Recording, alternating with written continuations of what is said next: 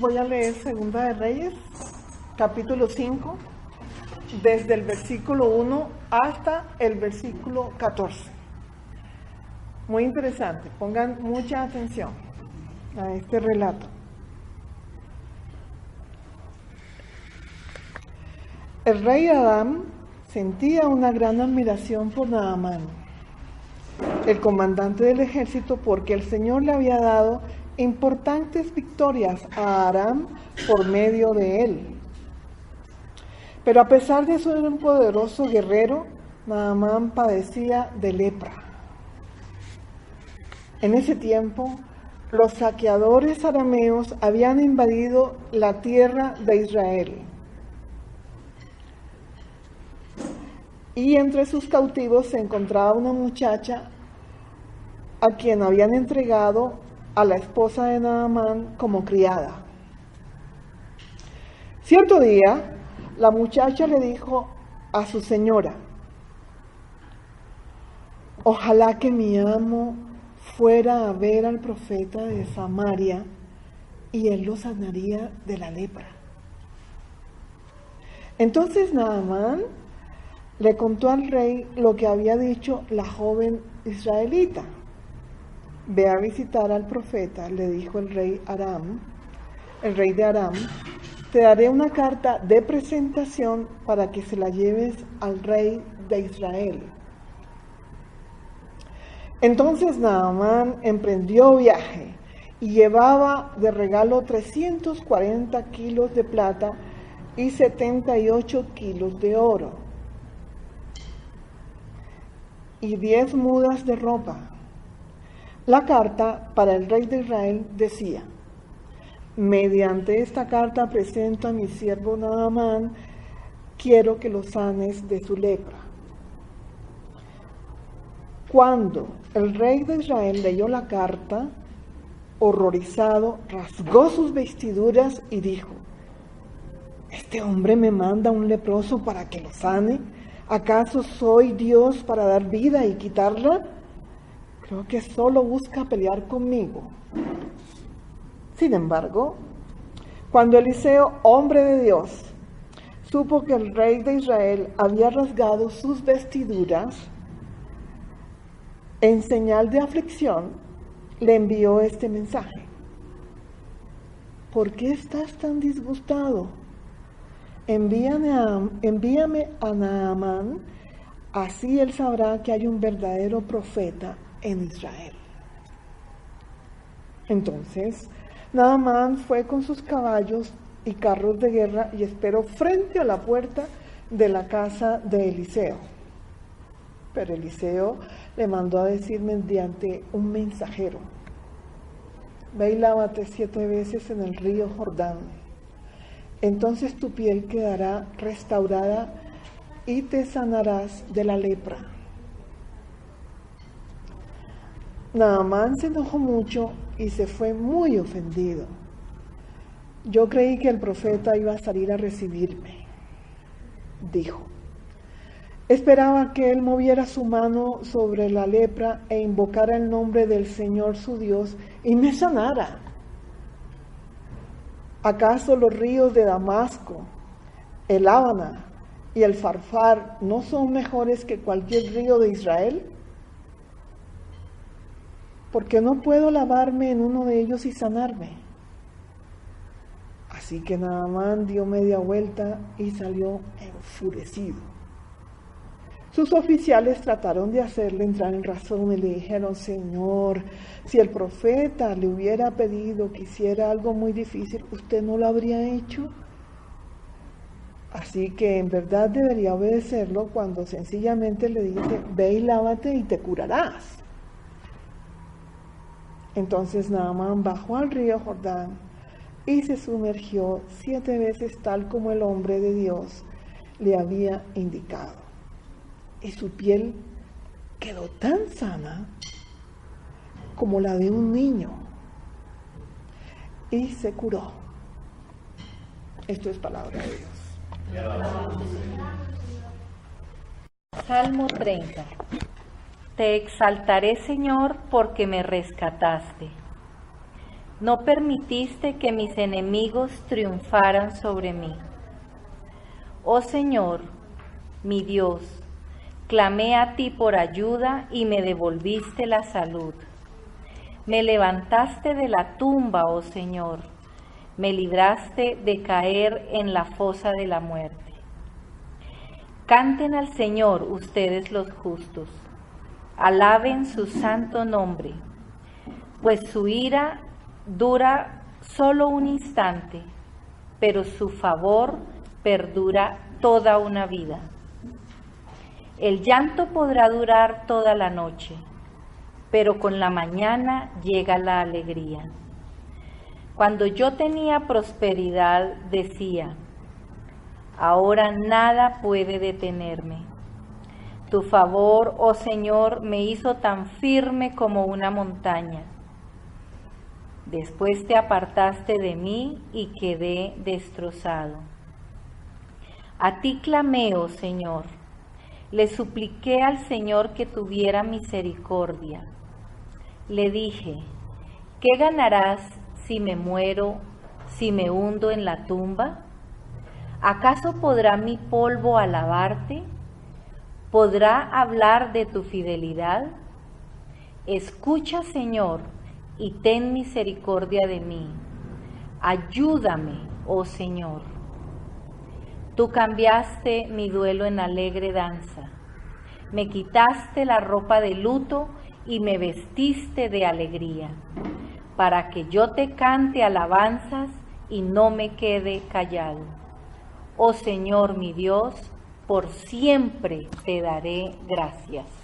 Es palabra de Dios. Voy a leer Lucas 10 del 1 al 11 y luego del 16 al 20. Después de esto, el Señor escogió a otros 72 para enviarlos de dos en dos delante de él a todo pueblo y lugar a donde él pensaba ir. Es abundante la cosecha, les dijo, pero son pocos los obreros. Pídanle por tanto al Señor de la cosecha que manden obreros a su campo. Vayan ustedes, miren que los envío como corderos en medio de lobos. No lleven monedero, ni bolsa, ni sandalias, ni se detengan a saludar a nadie por el camino. Cuando entren en una casa, digan primero, paz a esta casa. Si hay allí alguien digno de paz, gozará de ella, y si no, la bendición no se cumplirá. Quédese en esa casa y coman y beban de lo que ellos tengan, porque el trabajador tiene derecho a su sueldo. No anden de casa en casa. Cuando entren en un pueblo y lo reciban, coman lo que les sirvan. Sanen a los enfermos que encuentren allí y díganle, el reino de Dios ya está cerca de ustedes. Pero cuando entren en un pueblo donde no lo reciban, salgan a las plazas y digan, aún el polvo de este pueblo que se nos ha pegado a los pies, no lo sacudimos en protesta contra ustedes, pero tengan por seguro que ya está cerca el reino de Dios. El que los escucha a ustedes, me escucha a mí. El que los rechaza a ustedes, me rechaza a mí. Y el que me rechaza a mí, rechaza al que me envió. Cuando los 72 regresaron, dijeron contentos, Señor, hasta los demonios se nos someten en tu nombre. Yo veía a Satanás caer del cielo como un rayo, respondió él. Si les he dado autoridad a ustedes para pisotear serpientes y escorpiones y vencer todo el poder del enemigo, nada les podrá hacer daño. Sin embargo, no se alegren de que puedan someter a los espíritus, sino alégresen de que sus nombres están escritos en el cielo. Es palabra de Dios. La lectura del Nuevo Testamento, la epístola de Gálatas que venimos leyendo en estos días, vamos a tomar el capítulo 6, versículos 7 al 16. No se engañen, nadie se burla de Dios. Cada uno cosechará lo que ha sembrado. El que siembra en su carne, de la carne, corrupción y muerte. El que siembra en el Espíritu, cosechará del Espíritu vida eterna. Así pues, hagamos el bien sin desanimarnos, que a su debido tiempo cosecharemos si somos constantes.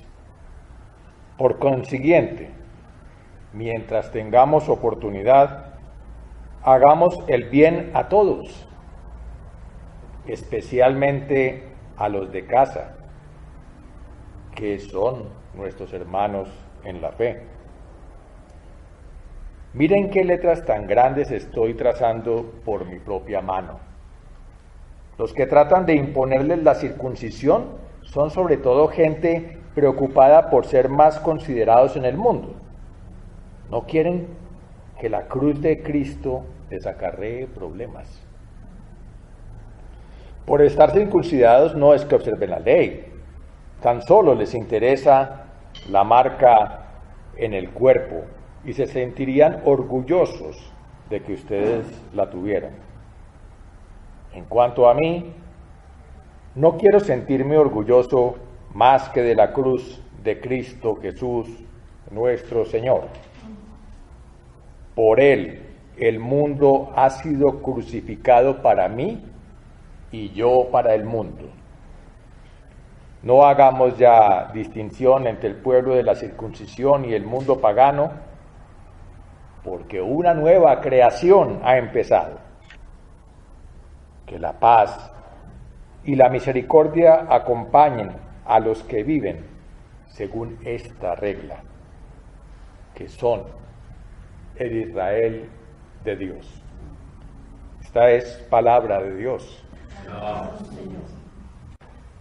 En este día de hoy tenemos unas lecturas que hablan de diferentes temas y traté de encontrar como una conexión entre ellas y me salta la idea lo que le he puesto por título a esta exposición, que es un cultivo. Un cultivo que se siembra con el propósito de obtener una cosecha. Entonces, por eso encontramos palabras como sembrar, como cosechar, y también encontramos figuras de necesidad y de restauración.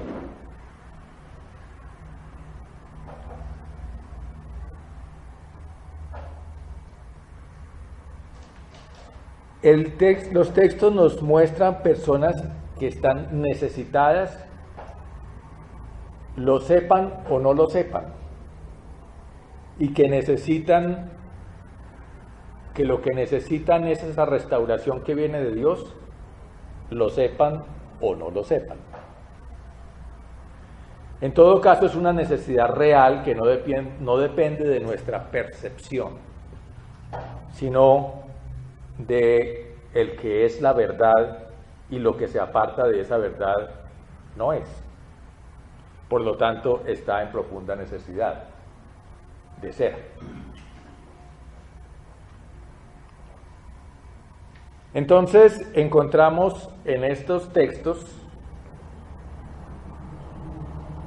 sembradores, cosechadores, dueños del terreno, los obreros, el fertilizante, la cosecha y el usufructo de la cosecha. Jesús dice que se necesitan muchos obreros porque la cosecha es mucha. Y eso debería ser motivo de mucha alegría, saber que la cosecha es abundante. Pero también hay casos en que una cosecha abundante no se aprovecha porque no hay quien la recoja ni quien la haga llegar al aprovechamiento que se espera de esa cosecha.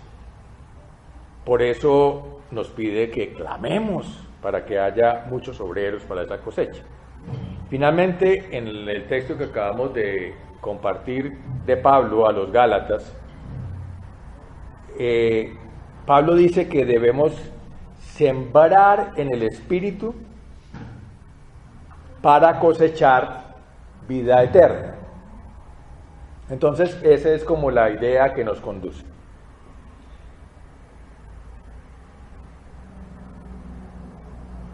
Para tratar de ilustrar esos elementos de ese cultivo al que se refiere estos textos, tendremos que identificar qué es lo que se cultiva, quién es el dueño de ese cultivo, cuál es el terreno donde se siembra, qué clase de semilla, quiénes son los obreros encargados de esa siembra, cuidado y recolección, cuáles son los cuidados de ese cultivo y cuál es la cosecha que se espera. Y tanto en lo concreto de los hechos que aquí se narran, como en lo alegórico que representa siempre la Escritura cuando se refiere por medio de situaciones cotidianas a verdades mucho más profundas del reino, tendremos que entender que en un sentido trascendental, ese cultivo es la misma propuesta del reino que Jesús nos plantea en el Evangelio. Entonces, evidentemente, cuando Jesús le dice a los 72 enviados, fíjense que no era un grupo tan selecto, no era los 12 solamente, hubo un momento en que vio solo a los 12, pero ahorita está haciendo una invitación más extensa en la cual yo me siento más incluido. Yo no me siento de los 12, pero quizás cupiera en los 72.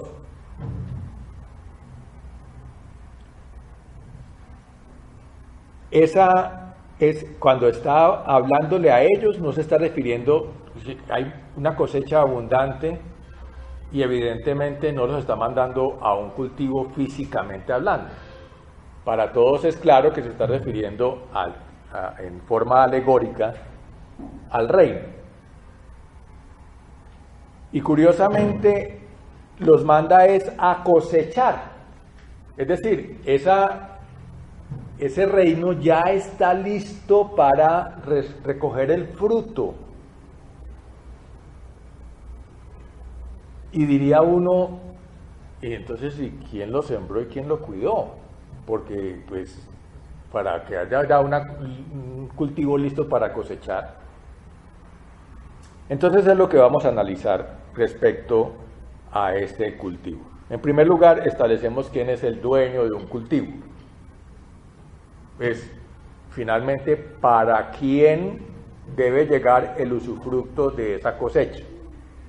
Todos sabemos, pues, que la labor agrícola está hecha con ánimo de lucro, con ánimo de aprovechamiento, bien sea porque sea para alimentar al propio dueño, o bien sea porque es para vender y obtener dinero, pero es un ánimo de obtener una ganancia de ese cultivo. Ese dueño de ese cultivo, en este caso, entonces, entenderemos que es Dios el dueño de ese reino.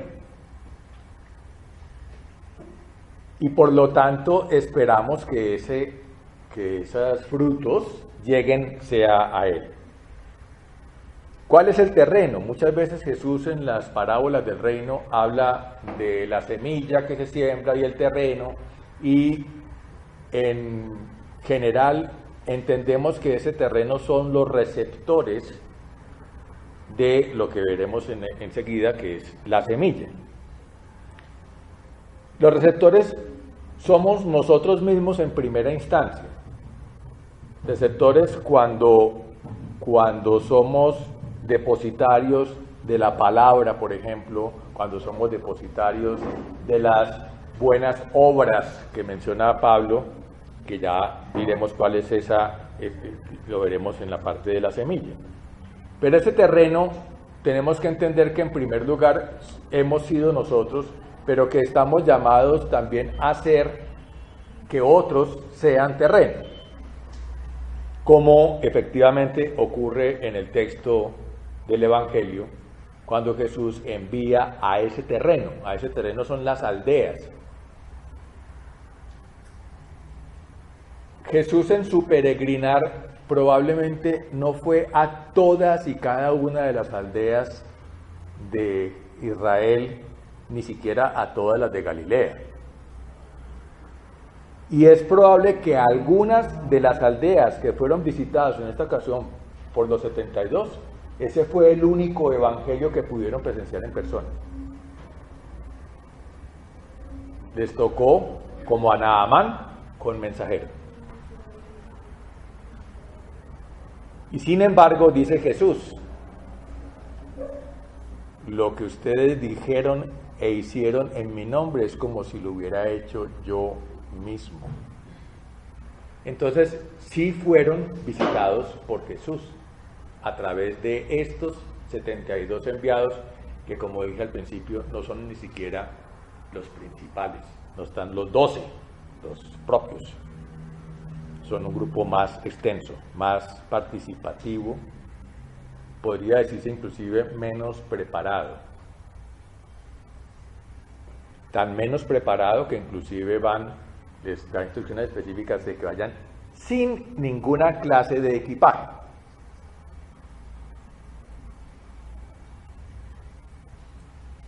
¿Qué les mandó? ¿Cuál es esa semilla que están sembrando? En estos textos encontramos varias formas de semilla. En el texto de Reyes, cómo fue que Eliseo se convirtió en el sucesor efectivo de Elías. Porque él le pidió, antes de despedirse, lo leímos la vez pasada, le pidió antes de irse, Elías le dijo, lo que me quieras pedir antes de que me vaya, porque Dios me está llamando, yo quiero que me des el espíritu que tú tienes. Y lo pide con ambición, doble porción, como si pudiera haber doble porción de Espíritu Santo. Eso es una manera de decir, quiero más si se puede. Y efectivamente, ese Eliseo que había recibido la instrucción, la tutoría de su maestro Elías, recibe directamente de Dios en el momento en que Elías es llevado en cuerpo y alma al cielo. Ese es uno de los que no experimentaron la muerte física junto con Moisés, y por eso está presente después en el momento de la transfiguración. Son personas que la historia bíblica nos dice no quedaron en un sepulcro. Pero en ese momento Eliseo es lleno de esa, entonces la semilla primera que llamaremos acá fue la instrucción que recibió de Elías y también el espíritu que llena a Eliseo de esa presencia efectiva que lo hace profeta, es decir, portador de la voluntad de Dios. Y vemos en todos esos textos que les invito a explorar, cómo después de recibir esa batuta, ese relevo, empieza a hacer prácticamente las mismas obras que su maestro Elías. Y tiene que tener esa responsabilidad, esa vocería, hasta el momento en que llega a trascender su fama a través de esta empleada doméstica, digamos más bien esclava de un rey arameo, más bien de un oficial arameo muy apreciado por su rey. Eso ya empieza a trascender porque ya veremos que esa semilla ha dado fruto y eso nos adelanta un poco hacia el tema de la cosecha. La semilla también es la palabra. Y cuando Jesús envía a los discípulos, los envía a esos 72, los envía con unas acciones específicas para que cosechen, pero al mismo tiempo que están cosechando, están sembrando, porque los manda con unos mensajes para estas aldeas, donde les dice, háganles saber que el reino de Dios ha llegado. Es decir, los mandó a evangelizar. Eso es exactamente la palabra evangelio, anunciar la buena noticia de que el reino de Dios ha llegado. ¿Y qué quiere decir eso? Es la buena noticia de que Dios está de nuestro lado, de que ha venido en persona a hacerse uno de nosotros por amor y para favorecernos, para darse todo a nosotros. Entonces, ese mensaje que transmitían era un mensaje lleno de alivio a la sed que tenía el pueblo, el hambre y sed de justicia que experimentaba todo un pueblo sometido a sometimiento extranjero, a impuestos abusivos, a un reyesuelo caprichoso que no estaba para nada del lado de las necesidades del pueblo, a unas autoridades religiosas que estaban, en lugar de acercarlos a Dios, lo que estaban era explotándolos y sometiéndolos a una cantidad de normas y preceptos e imposiciones que los hacían más esclavos que libres. Y llegaba esta buena noticia: ahora el reino ha llegado. Y venía acompañada además de sanidad. Y el Salmo expresa esa satisfacción que experimenta el que ha sido sanado, el que ha sido librado, el que antes estaba, por ejemplo, en la esclavitud de la drogadicción, el que antes estaba completamente obsesionado con cosas que lo esclavizaban, estaba dedicado no más que a su trabajo y había olvidado que el trabajo es para vivir, que se trabaja para vivir y no que se vive para trabajar. Cuando uno puede experimentar el reino, puede exclamar como el salmista: bendito Señor, que me has sanado, que me has sacado de ese abismo en el que me encontraba. Que se sane de una enfermedad física también ocurrió en ese envío, pero es como cuando le llevan a Jesús a ese tullido en una camilla y le dice, primero que todo, felicitas a los que lo traen, no al de la camilla, y segundo dice, tus pecados son sanados. Y el de la camilla dice, pues yo vine fue que me curaran. Encima de eso este man me dice que me sana el pecado, o sea, que soy pecador, como quien dice que esto de estar tullido es culpa mía. Y no solo él, sino los presentes dicen, ¿y este quién es que dice que cura, que sana, que perdona pecados? ¿Qué se está creyendo? Dicen. Y les dice, ¿qué es más difícil? ¿Que le diga tus pecados son perdonados o que le diga levántate y anda? Pues para que vean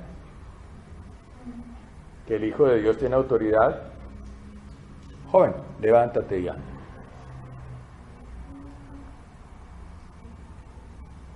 Y uno diría, pues sí, es que lo primero era como dijo, pero ¿quién corrobora que de verdad tiene autoridad? Y en segundo lugar, pues no se vio como el efecto tangible, ¿no? Pero ¿qué es más difícil?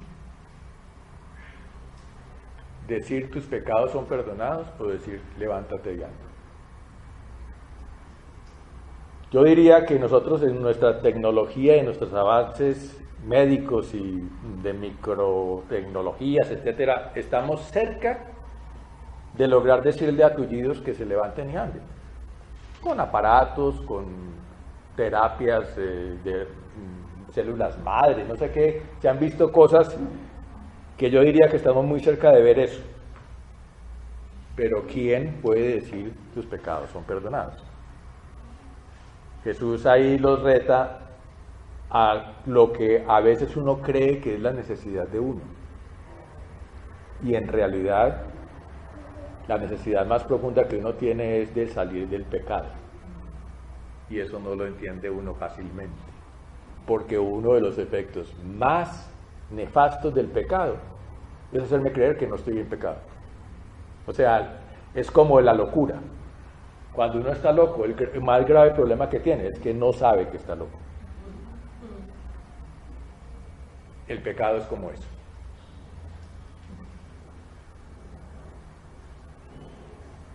Entonces la semilla, fíjense, todos los matices, todos los sabores, todas las riquezas que acarrea. Pero Pablo le agrega otro elemento muy importante, muy tangible y muy a nuestro alcance. Y es que la semilla que se siembra y que se cosecha es, primero que todo, en espíritu, y en segundo lugar es en buenas obras, en el hacer el bien. En contraposición a la maldad que le están haciendo a esos habitantes de Galacia, de imponerles la esclavitud de la ley cuando ya han recibido la gracia del Señor Jesucristo. Él está diciéndoles, no se dediquen a esas cosas, a imponerse y a pelear en tonterías, dedíquense a hacer más bien lo contrario, el bien. Esas personas que les están a ustedes sometiendo a esclavitud, ni siquiera les están dando el ejemplo de que ellos mismos sean observadores de la ley. Los están exponiendo a ustedes en esclavitud de cumplir una cantidad de preceptos por el precepto, más no por la razón por la que fue dada la ley. Porque si hemos de ver, Jesús no tiene nada en contra de la ley. Jesús dice, no he venido para abolir la ley, sino para darle cumplimiento. Y entonces, ¿por qué Pablo aquí parece que se opusiera a la ley? Realmente no se está oponiendo a la ley, se está oponiendo es al legalismo, se está oponiendo es a la manera como las autoridades convirtieron una ley que fue dada para bien del hombre, para libertad, para bienestar, fue convertida en todo lo contrario, en su mal, en su malestar y en su esclavitud. Pero por una interpretación caprichosa y amañada. Y nos pasa mucho con todas las leyes. Las leyes probablemente todas habrán sido hechas con una intención, espero, correcta. Pero no falta inmediatamente el astuto que es capaz de acomodar esa ley para convertirla en todo lo contrario de lo que perseguía ser esa ley. Le llamamos eufemísticamente y muy lamentablemente distante de la realidad, le llamamos justicia al sistema judicial, cuando muchas veces es fuente de todo lo contrario. Por esa razón, no porque la ley sea para hacer injusticia, sino porque la usamos así. Y eso es lo que denuncia aquí Pablo. Entonces, la semilla tiene ahora el sabor de hacer el bien. Y lo podemos entender si retomamos lo que nos compartió Magdalena la semana pasada. Es que la ley se resume en una sola cosa, ama. Por lo tanto, eso es hacer el bien. Y ama empezando, mas no limitándose a los que tienes a tu lado. Ama a la misma gente de tu congregación, ama a la misma gente de tu familia, a la gente de tu vecindario. A veces los peores, los que más gordos nos caen son nuestros vecinos. En algunas circunstancias nos toca obligados a convivir con unas personas que no nos caen bien y lamentablemente nos las tenemos que topar todos los días y los, entre comillas, saludamos todas las mañanas. Pero más bien es como que uno quisiera, uy, ¿por qué tuve que salir a esta hora y cruzarme con este? No sé si a ustedes les pasa.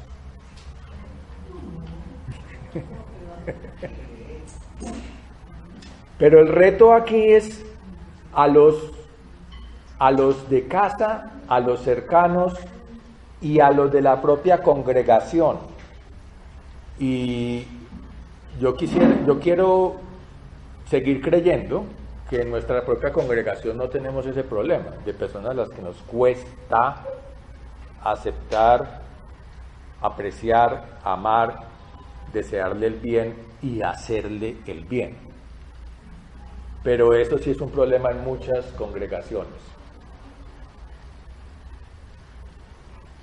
Y dice Pablo, por lo demás, a mí no me importa para nada temas de erudición, de mucho pergaminos, porque era parte de los ataques que estaba recibiendo Pablo, sino la cruz de Cristo, y para mí el mundo está crucificado y yo estoy crucificado para el mundo. La cruz de Cristo se convirtió entonces en el centro de la vida de Pablo y espera que nosotros tengamos ese ejemplo a seguir.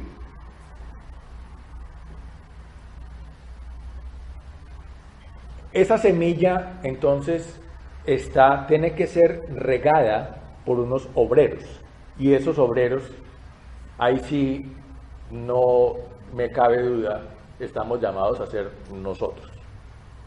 Nosotros los que escuchamos esta palabra, nosotros los que nos decimos seguidores de Jesús, y esos 72 eran no los 12, eran muchos de los seguidores que estaban ahí a ver a qué hora multiplicaban panes o a ver a qué hora sanaban enfermos.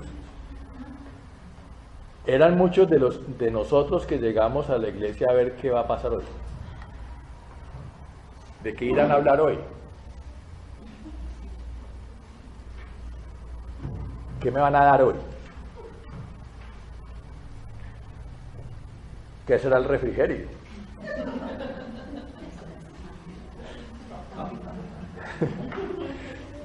Sí, de los que llegamos a ver ¿quién organizaría todas esas sillas? ¿Quién pondría esa mesa? ¿Quién imprimió esas hojitas? ¿Quién preparó la dirección? Etcétera. Llegamos como llegar a cine, a ver qué presentan hoy. Muchos de esos probablemente eran esos seguidores simpatizantes que no eran necesariamente los 12, los enviados propiamente dichos. Y sin embargo se ganaron la rifa. Les tocó, ese día Jesús estaba delegando y les tocó, bueno, a ver, usted con él, y no lo conozco, ya le dije. ¿Y qué vamos a llevar? Nada. Ni plata pueden llevar. Y no se me entretengan por ahí haciendo visita, no, enviados específicamente. ¿Qué preparación habían recibido? Ahí no dice claramente, ellos no eran de los que lo han seguido todo el tiempo, probablemente. O puede que algunos sí. Pero el cuento es que uno a veces se siente de la masa, se siente del público. Y resulta que Jesús no considera público, sino que a todos nos ve como potenciales enviados. Y espera que nos sintamos así. Si bien no somos los más capacitados, ni los más eruditos, ni los de más bonita voz, ni los más entradores, Jesús nos está diciendo, cuento contigo.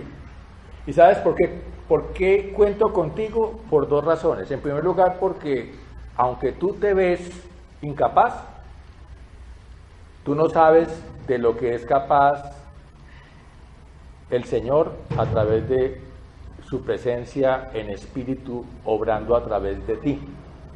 Esa es la primera razón por la cual cualquiera de nosotros cuenta, porque no depende de nuestra capacidad, sino del Espíritu mismo de Dios que mora en mí, así como en Eliseo moraba y por eso se veía el actuar de Dios.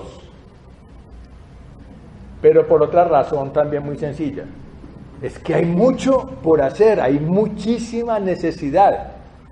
Cualquier mano es bienvenida.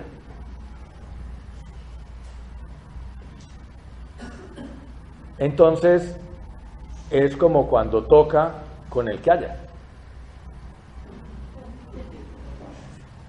Ambas cosas son verdad.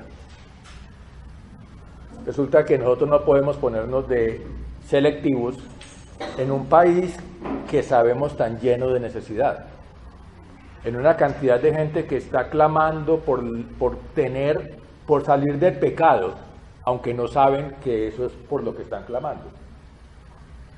Una cantidad de gente que está clamando por el evangelio, aunque no saben que por eso es por lo que están clamando. La mayoría de la gente siente que está en necesidad simplemente porque tiene hambre, porque le duele, porque sufrió alguna injusticia, o porque el partido opositor está en el poder. Cualquier cosa, cualquier arandela le podemos inventar a la necesidad, pero la necesidad es que es más difícil. Que te diga tus pecados son perdonados o que te diga levántate y gana. La necesidad es tan gigantesca que se necesita todo obrero disponible. Pero no para ir a hacer lo que uno cree que debe ir a hacer, sino para ir lleno, como dice Pablo, de sembrar espíritu para cosechar vida. Entonces tenemos que ser conscientes de que lo que nosotros tenemos que es recibir el espíritu, recibir la palabra, recibir la voluntad de Dios y eso ejecutar para poder cosechar vida.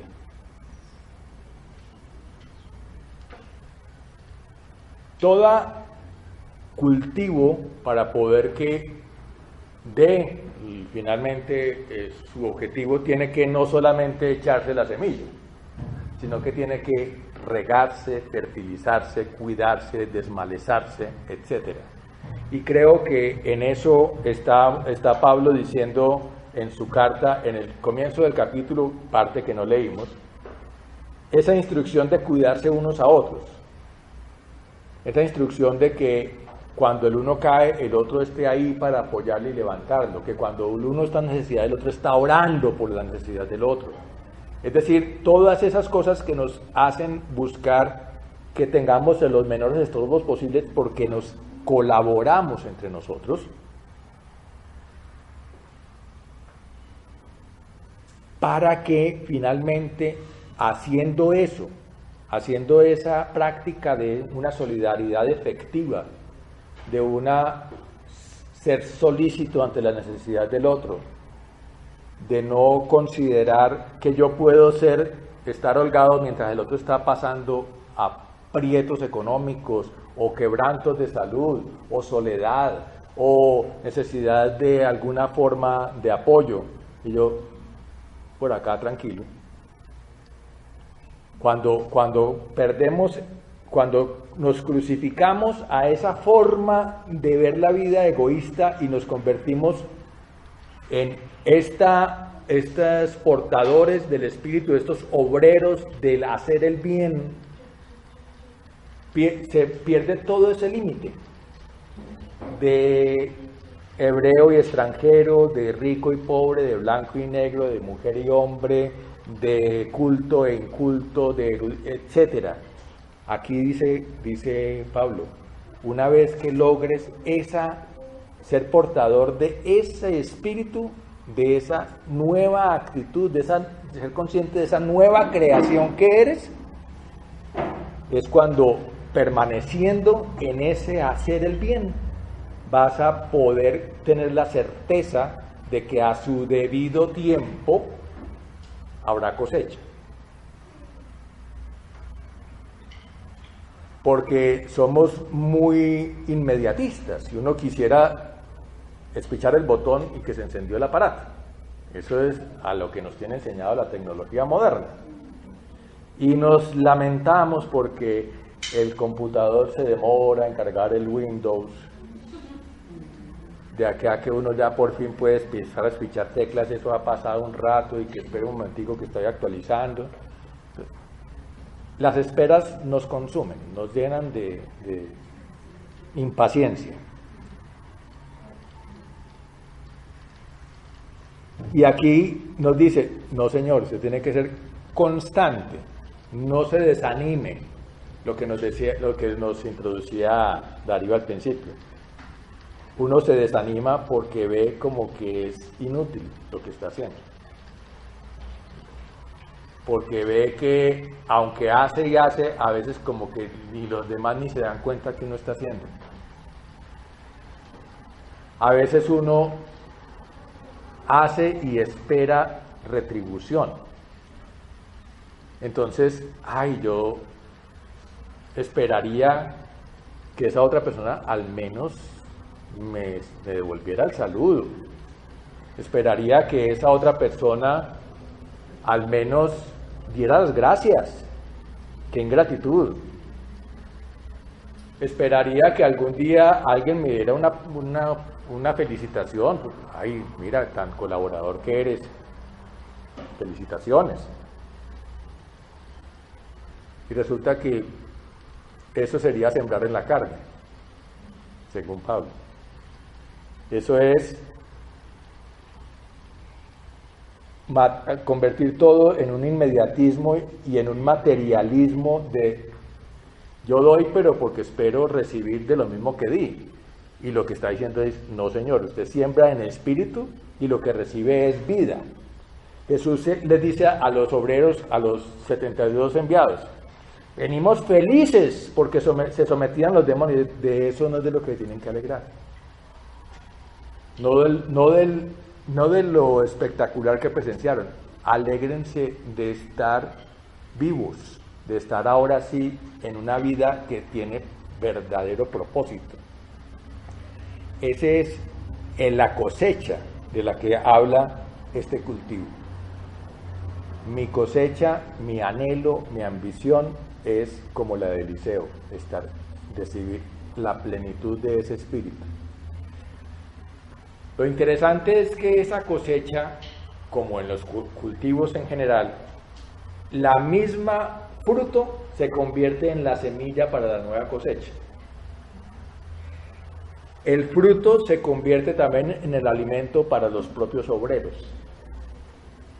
El fruto, en el acto de cosechar, se hace también todo el cuidado, el deshiervado, la fertilización, etcétera, de tal manera que es un ciclo que se retroalimenta. Nosotros hemos recibido de los frutos de otros y nosotros ahora somos portadores de ese fruto que ahora se convierte en semilla para nuevo cultivo. Terminando entonces esta ilustración del cultivo, la invitación que nos hace el Señor hoy es hacer esos obreros de ese cultivo para que sembremos, cuidemos, cosechemos, retroalimentemos, de tal manera que podamos decir efectivamente estoy sembrando en espíritu para cosechar vida. Oremos.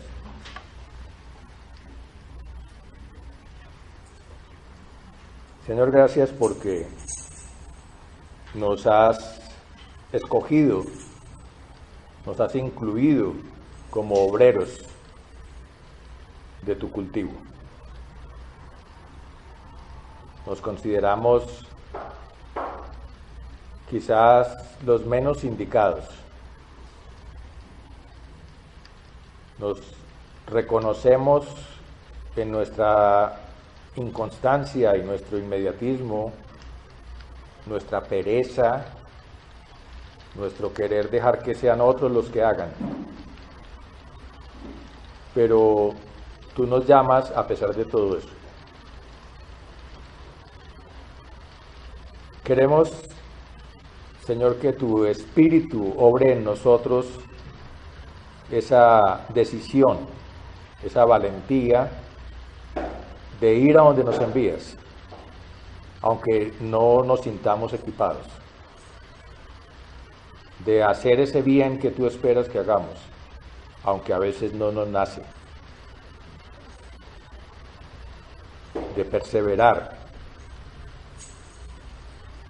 para ver ese fruto de tu Espíritu, haciéndose realidad en nuestra iglesia y en todo nuestro entorno. Envíanos, Señor, en el nombre de tu Hijo. Amén.